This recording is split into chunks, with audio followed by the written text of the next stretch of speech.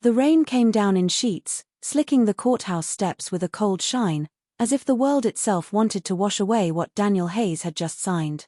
The divorce papers, still damp from his trembling grip, felt heavier than stone in his hands. 32 years of life had never prepared him for this, losing not just a marriage but the woman who had once been the center of every dream he carried.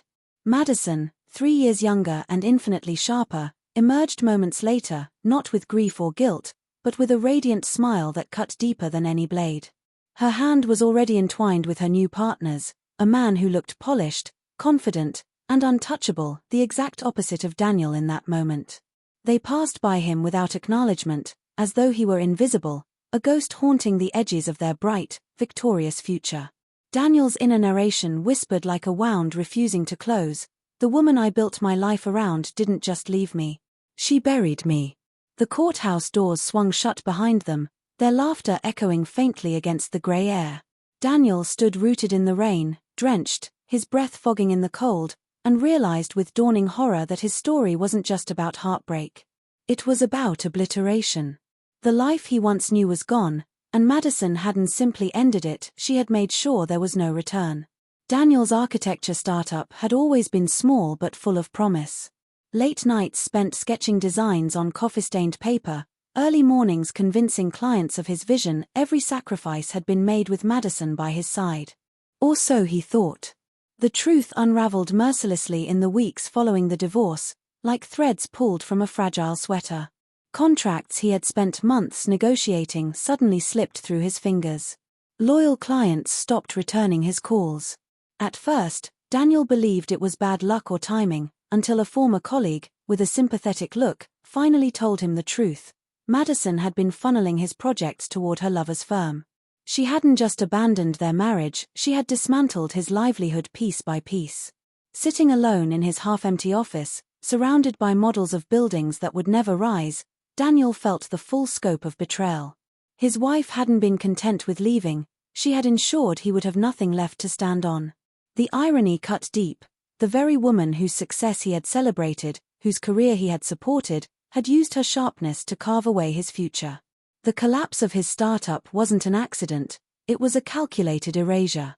Madison hadn't just walked away, she had made sure to salt the earth behind her so nothing of Daniel's could grow again.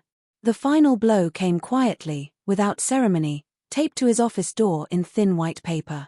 Daniel stood there staring at the eviction notice, the ink already bleeding slightly from the morning drizzle. He read it once, then again, as though repetition would change the words, as though there might be some hidden mercy between the lines. But there was none. His office, his sanctuary, his dream was no longer his. The landlord wanted him out within days. Everything he had poured into those walls, late-night blueprints, coffee-fueled brainstorming sessions, even the framed photo of Madison smiling from the early days, would have to be packed and gone. His chest tightened with a mix of humiliation and rage. Overnight, it seemed, the pillars of his world had crumbled. No wife. No company. No space to call his own. The rain pattered against the glass as Daniel pressed his forehead to the cool metal of the door, letting the reality sink in. He wasn't just losing things, he was being erased, piece by piece, from the life he had built with his own hands. And yet, as his reflection blurred in the glass, one thought rose above the storm of grief. If Madison could strip him of everything, then he had nothing left to lose. That dangerous clarity burned in his chest. Something was ending, yes, but something else, raw and untamed, was about to begin. Daniel Hayes was the product of a working-class family who believed that grit and honesty could carry a man further than privilege ever could. His father, a factory worker with calloused hands and a voice worn down by decades of labor, instilled in Daniel the lesson of resilience: never fold, even when the world presses hard against you. His mother, who worked double shifts as a nurse, gave him a gentleness that balanced the toughness. From her, he learned that strength without empathy was hollow. Growing up, Daniel didn't have much. Their home was modest, their vacations rare, but their bond was unshakable. Instead of resenting the lack, he dreamed of creating what his family never had: houses designed not just for shelter but for dignity. His passion for architecture wasn't about blueprints alone, it was about building sustainable homes where working families could thrive. In high school, While others chased sports or fleeting thrills, Daniel sketched rooftops, window frames, and neighborhoods that could breathe. He carried that vision into college, scraping by on scholarships and part-time jobs. When he met Madison, he thought he'd found the missing piece, someone bold, someone unafraid of ambition. She admired his groundedness, he admired her drive. Together, they felt like the perfect balance, her fire fueling his dreams, his steadiness anchoring her ambitions. What Daniel couldn't see then was that ambition without loyalty was not fuel but wildfire. Madison had been raised in a different world. Her family prized achievement above all else, measuring worth not by kindness but by accolades and the next rung of the ladder. From childhood, she was trained to see life as a race, where falling behind was unforgivable. Madison excelled in debate, graduated top of her class, and carved her way into corporate law with the same relentless determination she applied to everything. To Daniel, this confidence was magnetic. She was bold where he was cautious, fearless where he was methodical. In the early days, he mistook her hunger for power as passion, a drive that could match his dream of building something lasting. She loved his steadiness, or at least claimed she did, often saying he grounded her when the world spun too fast. But ambition has a way of souring when unchecked, and Madison soon shifted from building with Daniel to building over him. What had once been complementarity became conflict. She measured love in leverage, loyalty in convenience. As Daniel poured himself into designing homes for families like his own, Madison climbed higher into a corporate world where power and money mattered more than shared dreams. The man who once steadied her became, in her eyes, an anchor pulling her back. To her, Daniel's quiet devotion and unyielding ideals weren't virtues, they were weaknesses. The marriage became less about love and more about calculation. And when her calculation told her she could rise faster elsewhere, she didn't hesitate to cut him loose. After the divorce, Daniel found himself back in the small home he grew up in, the same creaking floorboards and worn furniture that had once fueled his ambitions now pressing on him like a reminder of failure. Moving back wasn't just a practical necessity, it was a wound to his pride. He had left this house as a man determined to build something better, and now he returned as the husband everyone whispered about, the one Madison had outgrown. Old friends avoided his calls, not out of cruelty, but discomfort. His name had become a cautionary tale. The devoted dreamer who couldn't keep up with his ambitious wife.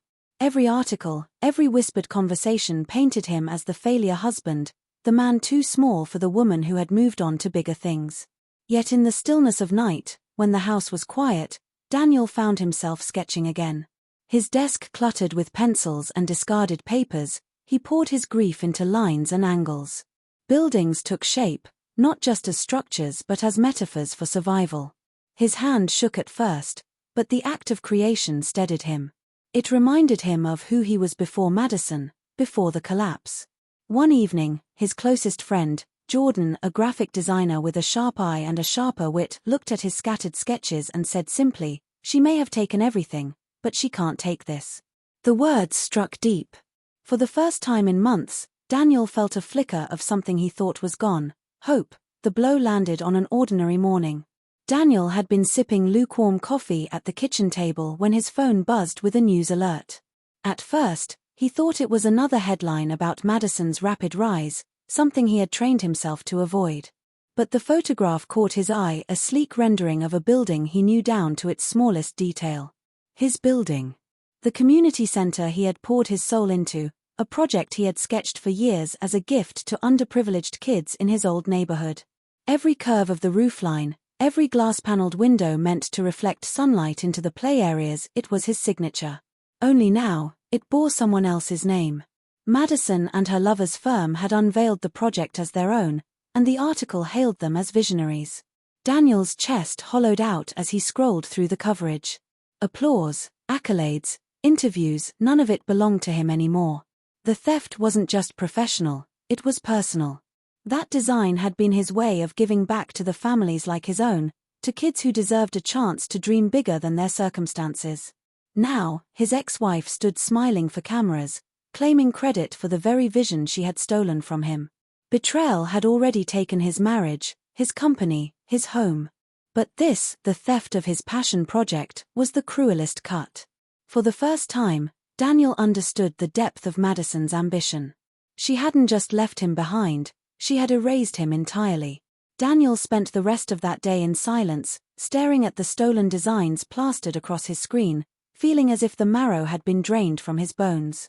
Rage came in waves, but with it came despair. What was the point of fighting a machine as ruthless as Madison's world? That night, Jordan came by, dropping into the chair across from him with the casual ease of a brother in all but blood. He studied Daniel's hunched shoulders, the defeated slump of a man who had nothing left. "So, what?" Jordan finally asked. "You're going to let her take everything? Even the part of you she couldn't touch?" Daniel shook his head. "It's gone, Jordan. She has the credit, the money, the firm. What do I have?" Jordan leaned forward, tapping a finger against the scattered sketches on the table. "You have this. She may have stolen one project, but she can't steal your mind. Stop thinking about revenge. Revenge means you're still playing her game. Build something greater. Make them choke on it." The words hit like flint against stone. A spark, faint but undeniable, flickered inside Daniel's chest. He realized Madison's theft didn't have to be the end of his story. It could be the beginning of a new one. For the first time since the courthouse steps, he let himself imagine not just surviving, but creating again, not to prove something to Madison, but to prove something to himself. But imagination wasn't enough. Daniel knew dreams required fuel, and his pockets were empty. That's when Jordan suggested the unthinkable: reach out to Ethan. His older brother had long been estranged, their relationship scarred by pride and clashing values. Ethan Hayes had always been the calculating one, a shrewd businessman who thrived in the cutthroat world Daniel despised. They hadn't spoken in years, yet now Daniel found himself standing outside Ethan's sleek office, rehearsing what he would say. Ethan listened without expression as Daniel explained the theft, the humiliation, the desperate need for a fresh start. When Daniel finally fell silent, Ethan steepled his fingers and said, "I'll fund you. But understand this, you can't treat this like art anymore. This is war. If you're not willing to fight with the same ruthlessness Madison used against you, don't waste my money." The words stung, but they also offered a truth Daniel couldn't deny. If he wanted to rise, it couldn't be with half measures. With shaking hands, Daniel signed the loan papers. The ink bled slightly as his grip trembled, sealing not just a financial deal but a pact with his own future. As he slid the papers back across the desk, his pulse thundered. He wasn't just an architect anymore, he was a soldier stepping onto a battlefield he had never chosen but could no longer avoid. Outside, the city lights glowed like watchful eyes. Daniel walked out clutching the contract, knowing his quiet battle had begun. Daniel's new beginning was far from clean. With Ethan's money came Ethan's shadow, a constant reminder that the rules of this game were no longer the ones Daniel had built his life around. He had always believed architecture was an art form, lines and curves that shaped not just buildings, but lives. Now, Ethan's voice cut through every design session. "Don't think about beauty. Think about leverage." That word, leverage, echoed like a foreign language Daniel hated but was forced to learn. His sketches became battlegrounds. One moment, he drew with the heart of the boy who once dreamed of homes for working families. The next, he slashed red lines through his own designs, bending them into sharper, more profitable shapes under Ethan's scrutiny. At night, staring at the lamplit desk, he felt the tug-of-war inside him. Artist versus strategist, creator versus fighter. He hated himself for considering shortcuts, for thinking like Madison. Yet he couldn't ignore the fire that rose in him when Ethan said, "You want to beat her? Then stop pretending this is about dreams. This is about survival." Daniel's chest ached with the weight of compromise. Each design was no longer just a building, it was a test of who he was becoming. If Ethan's voice gnawed at Daniel in private, Madison's voice mocked him in public. Her interviews spread across glossy magazines and streamed on business channels, her smile always sharp enough to cut. Daniel was always a dreamer, she told one reporter, tilting her head with faux sympathy. But dreams don't keep the lights on. Some people just can't handle real business. Every word was a dagger. Strangers repeated it on social media, clients whispered it in boardrooms, and friends he once trusted began to believe it. Madison had turned his greatest strength, his vision, into the very thing that discredited him. He wanted to shout back, to drag her name through the mud the way she had done to him. But Ethan's warning rang clear: you waste time answering her, you've already lost. So Daniel stayed silent, grinding harder, pouring every ounce of humiliation into work that no one yet believed in.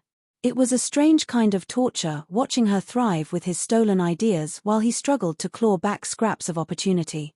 Yet even in that humiliation, something shifted. Every insult, every mocking headline, became fuel. Her cruelty, though cutting, kept his fire alive. Out of the wreckage, Daniel began to build again, not alone, but with a team that believed in him when the world didn't. Jordan handled branding, giving Daniel's firm a face that was sharp, modern, and unapologetically bold.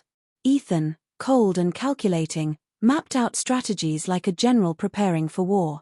And then there was Sophie, a junior architect barely noticed at her old firm, but whose sharp eye for detail and fresh imagination reminded Daniel of himself years ago. She believed in the vision he thought was lost, telling him once in a late-night session, "This isn't just buildings, Daniel.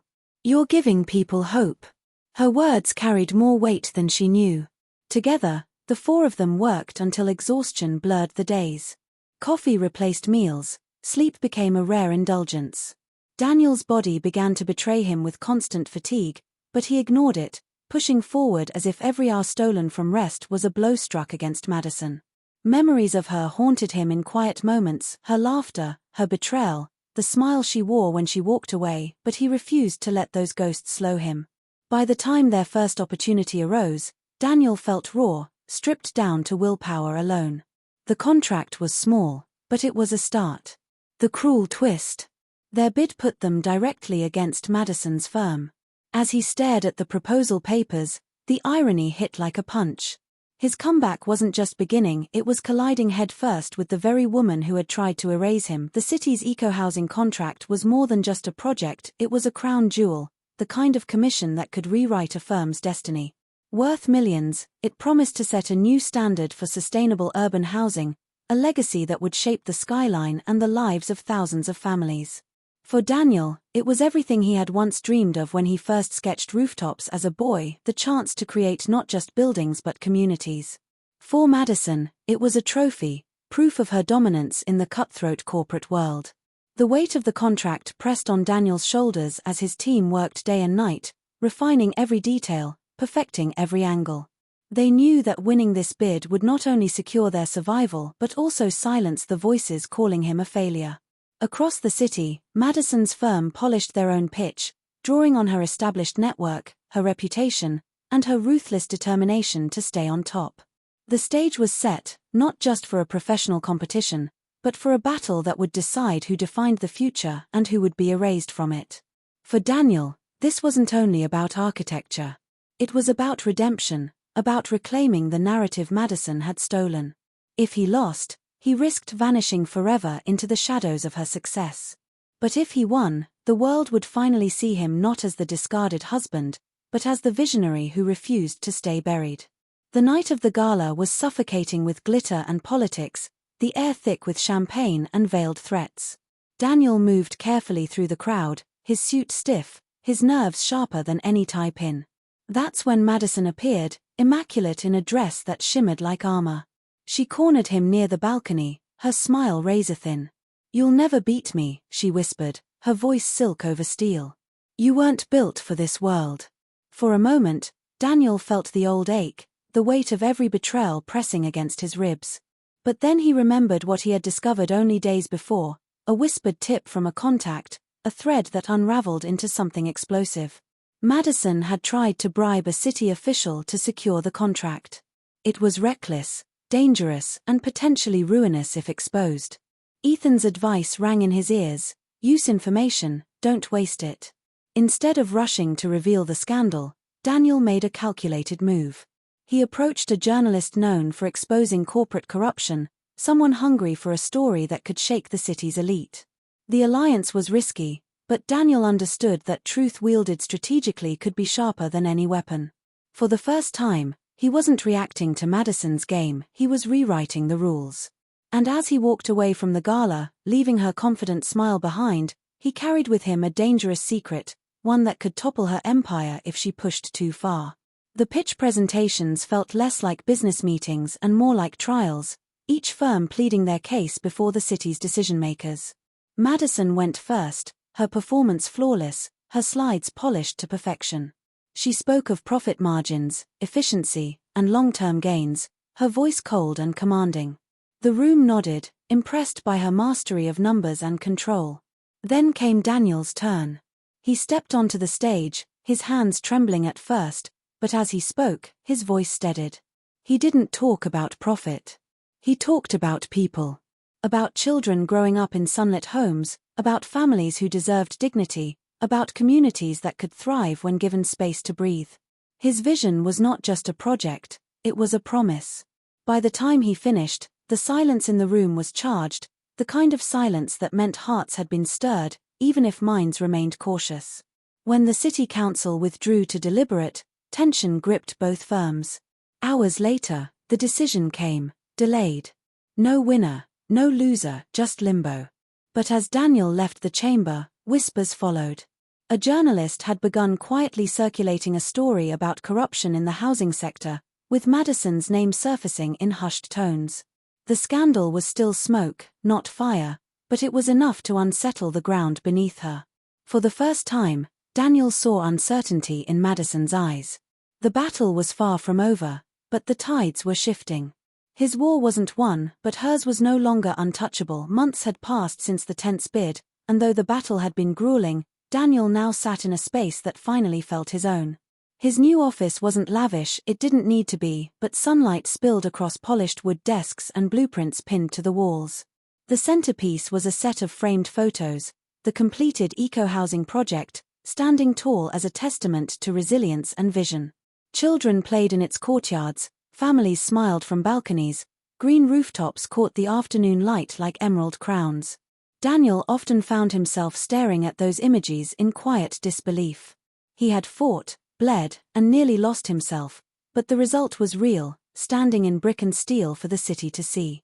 Visitors came and went, clients, colleagues, even journalists curious about the man who had risen from scandal, but in the still moments, Daniel preferred silence.